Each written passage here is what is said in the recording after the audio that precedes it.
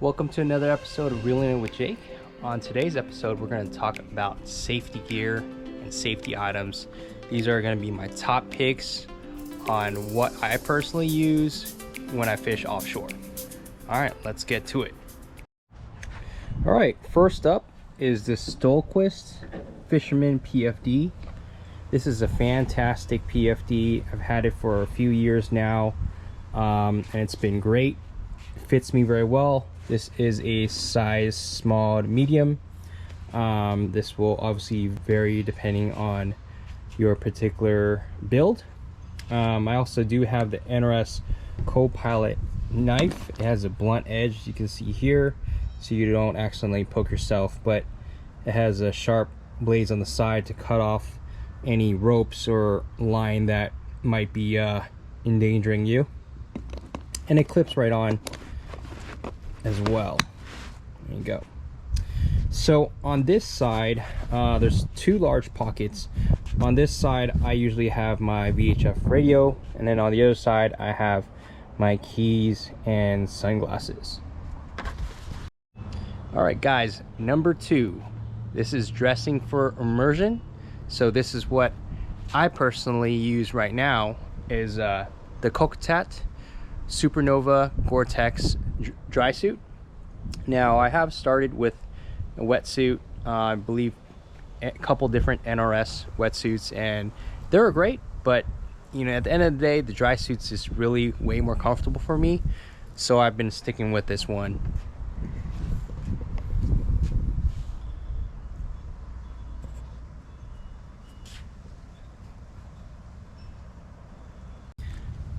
And then I paired that with the NRS booties, and also important to have, since you're fishing typically between 4 to upwards of 7-8 hours, the gaiter for wind protection, sun protection, as well as gloves.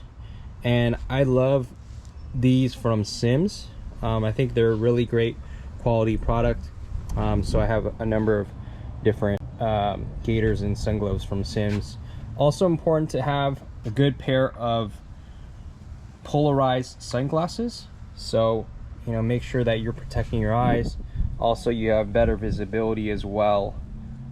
Number 3, VHF. So it's very important for you to get a VHF radio for communications, not only for fellow anglers and boaters, but also to communicate in an event of an emergency, the Coast Guard.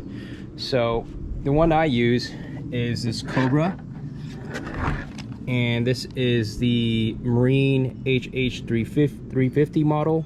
And what you're going to want to do is get on channel 69. That's where majority of communications are for recreational use. And then on channel 16, that's for emergency, if you need to communicate to the Coast Guard. So definitely want to get one of these. There's a clip, and then also there's a little lanyard thing, rope, to attach it to your PFD. This particular model also is floating. In an event that you do end up losing that, at least you know that it won't sink. And I do like that here's this highlighter orange color that helps it become more visible if you do end up losing that in the water. It also can be submersed, as you can see here. So if you do fall overboard and you're in water, you can definitely still use this. So very, very important to have a VHF radio. All right, moving on to number 4, and that would be your sound signaling device. For me, that's a whistle. So this is what I have right here. You can use any kind of whistle that you like, but this is the one I use. It's nice and bright orange for visibility, and has this for you to clip onto. Moving on to number 5, and that is your visual distress signal. In an event of emergency, the flare, that's probably going to be your best bet. So this is what I carry. It's a handheld red signal flare by Orion. I believe I picked this one up on Amazon. So definitely good to have. In fact, actually, it's required for you to have a flare when you go offshore. So pick one up. This one is, as you can see here, US Coast Guard approved. Number 6, and that would be your red and green lights. These are the ones that I use. Pick these ones from Amazon.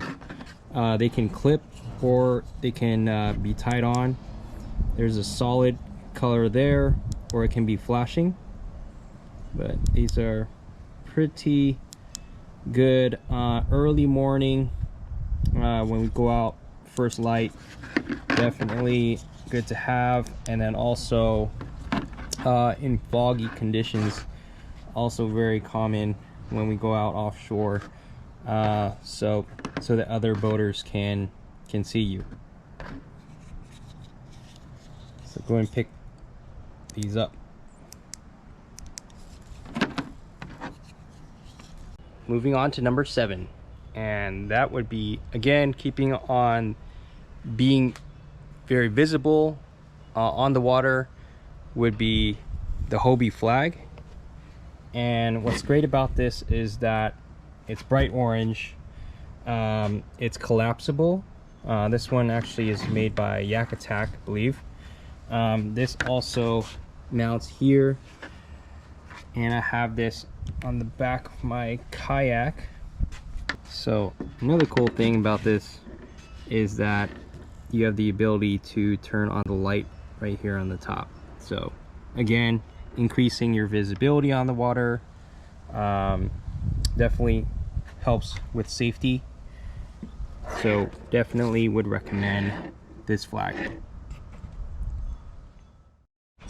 All right, and number 8 is the last item of my top 8 safety equipment, and that would be your bilge pump. This is the one I have from NRS. It's got this foam right here on the outside of it to float, and then I also attached a little tether as well to connect that to the back of my kayak with the bungee. The bilge pump is helpful in event that you do end up having a leak and that you need to start purging water out from your kayak. So definitely pick up one of the bilge pump if you don't already have that. All right guys, that's gonna do it. I hope that you found this information to be helpful. It's definitely important to know about these safety items, especially when you're going offshore, like I frequently do. So remember, enjoy, be safe, and I'll catch you on the next one.